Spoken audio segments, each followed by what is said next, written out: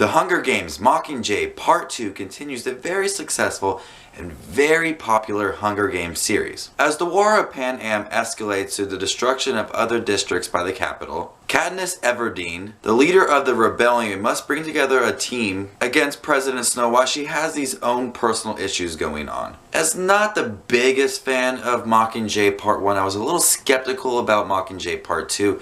There was just way too much propaganda. It was very slow, very uninteresting, not a lot of action. So I was worried that this film would be kind of similar because the issue of stretching one book into two movies is not the best decision ever. And a lot of the same things from Mockingjay Part 1 carried over into Mockingjay Part 2. This film is miserably slow. Like I said, the issue of taking one book and turning it into two movies is drawing out a lot of scenes, and in Mockingjay Part 2 it seemed like they drew out a lot of scenes that were very uninteresting.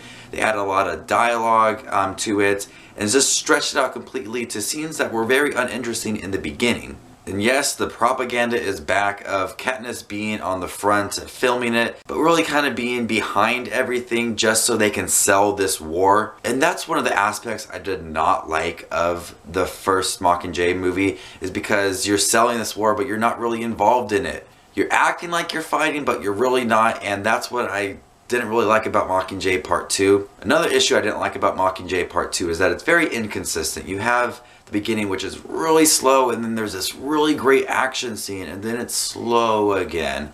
And then there's like a really cool action scene, and then it's slow again. It is just way too inconsistent for my taste. There are a few positives this time around. The action scenes that they did have in here were amazing. They were really well shot. The camera angles and the camera movements allowed for it to really get into the tension that her mission is a very important one. They have all these different things going on throughout the capital, and that tension that's building up during these sequences are really great. Once again, there's this love triangle between Peeta, Gale, and Katniss, and you know, most of the times it's like whatever. But with how Mockingjay Part 1 ended and sets up Mockingjay Part 2, I think it allowed for a more interesting love triangle and a more interesting than ever has been relationship between Peeta and Katniss. Speaking of Katniss Everdeen, played by Jennifer Lawrence, amazing. This girl can act. She does a really great job in this movie, showing all these different kinds of emotions towards her family, her friends, and President Snow. You can really tell that these issues are dear to her heart. Overall, I thought Mockingjay Part 2 was a lot better than Mockingjay Part 1. The action was a lot better, the love triangle, the relationships were a lot better this time around. I think Jennifer Lawrence had a lot more emotion this time around. But once again, the film was very slow, very boring, inconsistent, and had a lot of that propaganda, once again, that I did not like in the previous Mockingjay film. So I'm going to go ahead and give Mockingjay Part 2 a C+. So finally, the Hunger Games series is finally over. What is your favorite Hunger Games film?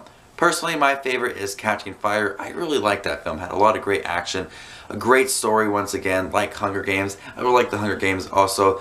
So I don't really like the Mockingjay series at all, but Catching Fire definitely is my favorite. So what is your guys' favorite? Comment down below with your answer to your favorite Hunger Games movie. This is Justin Watches Movies. Please remember to rate, subscribe, comment, and check me out on Instagram and Facebook. The links will be down below for that. This is Justin Watches Movies, and I'll see you guys later. Bye.